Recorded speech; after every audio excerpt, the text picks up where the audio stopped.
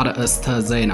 በሰሜን አማራ ቀጠና ፋኖ ባደረገው ተጋድሎ ታላላቅ ድሎችን ተቀዳጅቶ መዋሉ ታወቀ።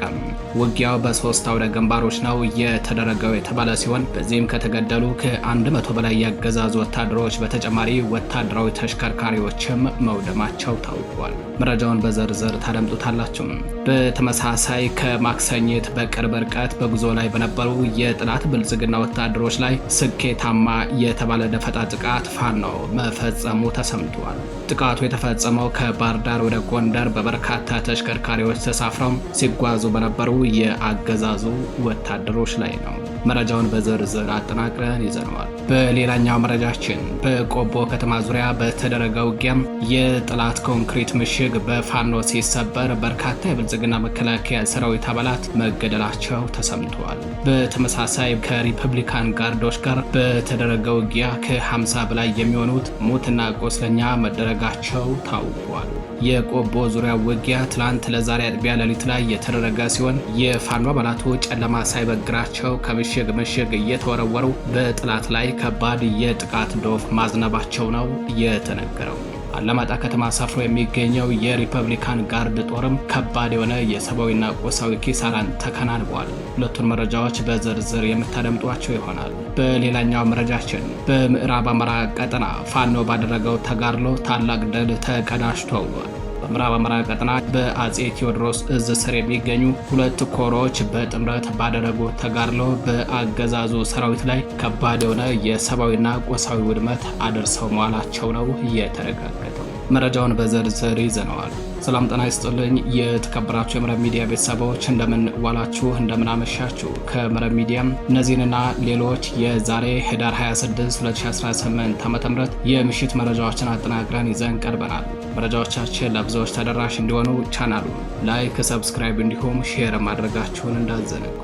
አብራችሁን ቆዩ።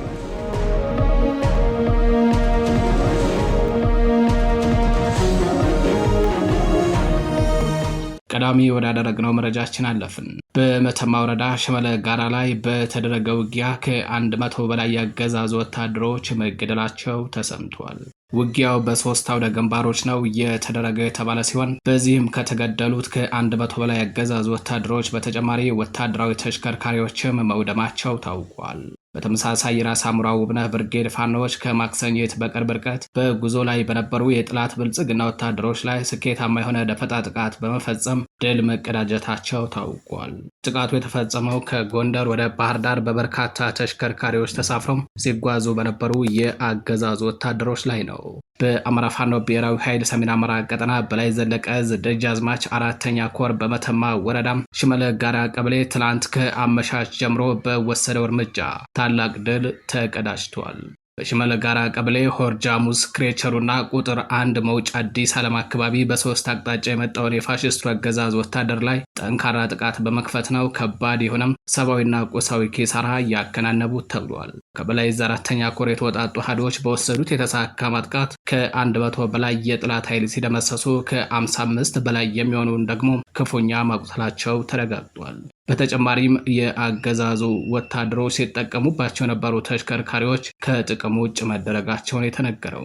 በተመሳሳይ የራስ አሞራው ውብነህ ብርጌድ ፋኖዎች በጉዞ ላይ በነበረ የጥላት ኃይል ላይ ጥቃት በመፈጸም ድል መቀዳጀታቸው ታውቋል።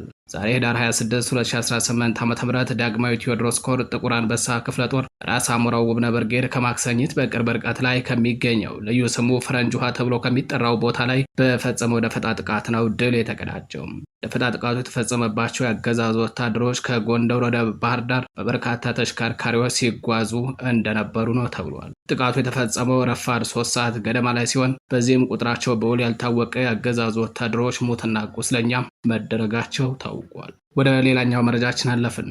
በቆቦ ከተማ ዙሪያ በተደረገ ውጊያ የጥላት ኮንክሪት ምሽግ በፋኖ ሲሰበር በርካታ የብልጽግና መከላከያ ሰራዊት አባላት መገደላቸው ተሰምቷል። በተመሳሳይ የሪፐብሊካን ጋርዶች ጋር በተደረገ ውጊያ ከ50 በላይ የሚሆኑት ሙትና ቁስለኛ ተደርገዋል። እስከ ትላንት ምሽት ድረስ በተደረገ ውጊያ የሪፐብሊካን ጋርድ አባላቱ የፋኖን ክንድ መቋቋም አቅቷቸው ሙትና ቁስለኛቸውን ማንሳት እስኪከብዳቸው ድረስ ከባድ የሆነም የሰብአዊና ቁሳዊ ኪሳራን ተከናንበዋል።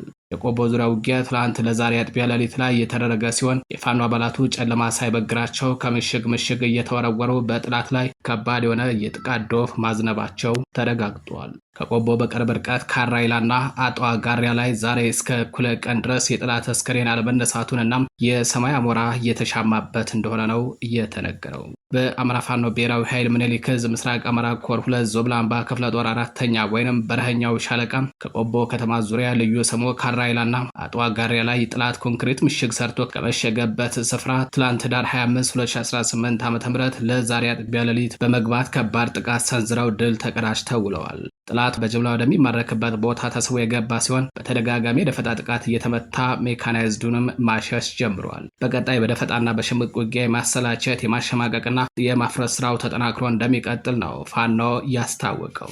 አጥቢያ ሌሊቱን በቆቦ ከተማ ዙሪያ በሚገኙት በካራይላና አጧ ጋሪያ ላይ በተደረገው ውጊያ አንድ የኮንክሪት ምሽግ ሙሉ በሙሉ በፋኖ ክንድ የተደረመሰ ሲሆን በርካታ የጠላት አስከሬንም መውደቁ ታውቋል። በዚህ ስፍራ የወደቀው የጠላት አስከሬን እስከ ዛሬ እኩለ ቀን ድረስ አለመነሳቱንና የሰማይ አሞራ እየተሻማበት እንደሆነ ነው የተረጋገጠው።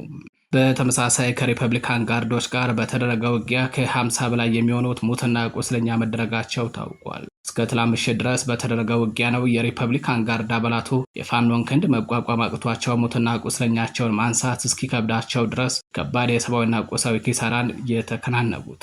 ምኒልክ ዕዝ ምስራቅ አማራ ኮር 1 ሐውጃኖ ክፍለ ጦር በትላንትናው ዕለት እስከ አመሻሽ ድረስ ከሪፐብሊካን ጋርድ ጋር በመፋለም ከ50 በላይ የሚሆኑትን ሙትና ቁስለኛ ማድረግ ችሏል። በተጋድሎ ከራያ አላማጣ ጥሙጋ ከተማ ተነስቶ በዙ 23ና ሞርተሮች ታግዞ ወደ ሐውጃኖ ክፍለ ጦር ቀጠና ማጥቃት ያደረገ ሲሆን ጥላት የፋኖ ክፍለ ጦር ግን 2 ሻለቃዎችን ብቻ ተጠቅሞ የጸረ ማጥቃት እርምጃ ወስዷል። በዚህም ከ50 በላይ የሪፐብሊካን ጋርድ አባላት ሙትና ቁስለኛ ሲደረጉ ቀሪው ህይወቱን ለማትረፍ ወደ አላማጣ ከተማ ፈርጥጧል። በርካታ ኃይሉ የተመታበት የፋሽስቱ አብይ አህመድ የመጨረሻ ምሽግ ሪፐብሊካን ጋርድ ከግራም ከቀኝም ተጨማሪ ኃይል በማያገኝበት ሁኔታ ውስጥ ነው ራያ አላማጣ ጥሙጋ ትምህርት ቤት ውስጥ በከፍተኛ ፍርሃትና ድንጋጤ ውስጥ ይገኛል። በሌላ በኩል ለሪፐብሊካን ጋርድ ተጨማሪ ኃይል ለማስገባት ያልቻለው አገዛዙ ከራያ ቆቦ ጮቢበር ሆነው ወራድ ላይ የተጠመዱ 2 ቻይና ሰራሽ መድፎችን ወደ ራያ ቆቦ ባይባዋና ኩቢ ቀረንሳ እያስወነጨፈ ንጹሃን ላይ ጉዳት እያደረሰ መሆኑ ታውቋል።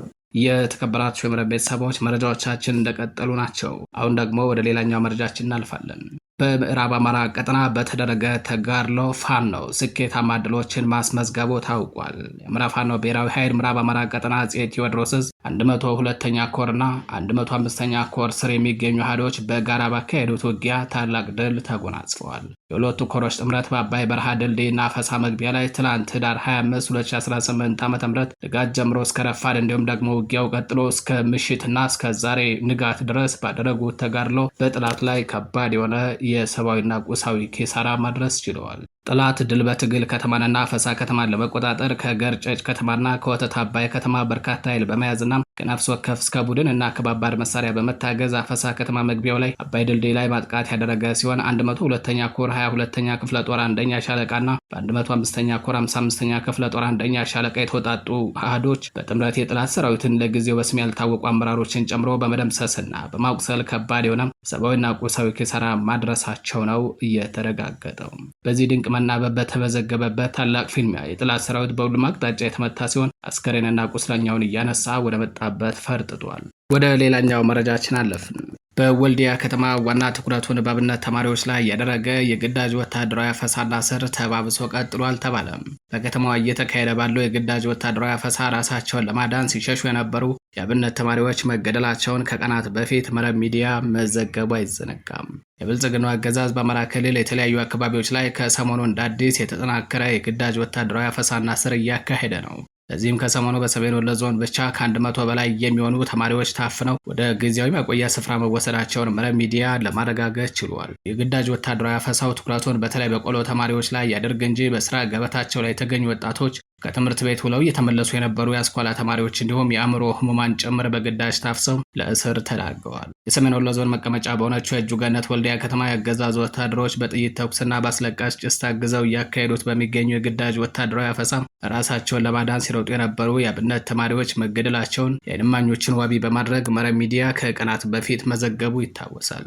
ህዳር 19 2018 ዓ.ም ረፋር ላይ በከተማ በተካሄደው በተኩስ የታገዘ የግዳጅ ወታደራዊ አፈሳ ራሳቸውን ለማዳን ለማዳን ሲሸሹ ከተገደሉ የአብነት ተማሪዎች በተጨማሪ ሌሎች ንጹሃኖችን መቁሰላቸውን ጣቢያችን ለማረጋገጥ ችሏል። የተገደሉት የአብነት ተማሪዎች ከ15 ዓመት በታች የሆኑ ታዳጊዎች ናቸው ነው ያሉት መረጃውን ያደረሱን የዓይን እማኞቻችን።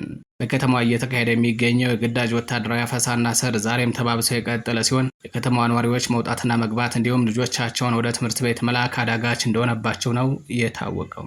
በርካታ ቁጥር ያላቸው የአብነት ተማሪዎች ከታሰሩባቸው አብያተ ክርስቲያናት መካከል በከተማዋ ቲንፋስ ተብሎ በሚጠራው አካባቢ የምትገኘው የደብረ በረከት ቅዱስ ጊዮርጊስ ቤተክርስቲያን አንዷ ስትሆን ቤተክርስቲያኒቱ ተማሪዎቿ እንዲለቀቁ ለሚመለከታቸው አካላት በደብዳቤ ብትጠይቅም እስካሁን ምላሽ አላገኘችም ተብሏል። ከደብረ በረከት ቅዱስ ጊዮርጊስ ቤተክርስቲያን በተጨማሪ ከመንበረ ንግስት ቅድስት ኪዳነ ምሕረት ቤተክርስቲያንና በከተማዋ ከሚገኙ ከሌሎች አብያተ ክርስቲያናት ከ50 ያላነሱ የአብነት ተማሪዎች በጅምላ ታፍሰው ለእስር መዳረጋቸው ነው ጣቢያችን መረብ ሚዲያ ለማረጋገጥ የቻለው።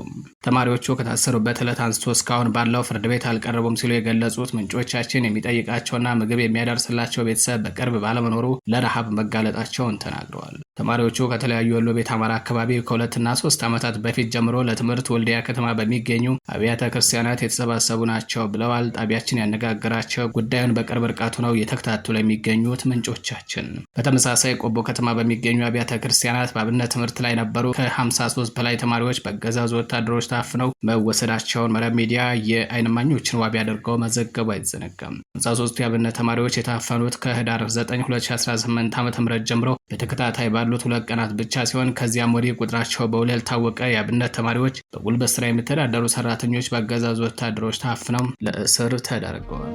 የተከበራችሁ የመረብ ሚዲያ ቤተሰቦች ለዛሬ ህዳር 26 2018 ዓ.ም ይዘናቸው የነበሩት የምሽት መረጃዎቻችን እነዚህን መስሉ ነበር። በሌሎች መረጃዎች እስከምንገናኝ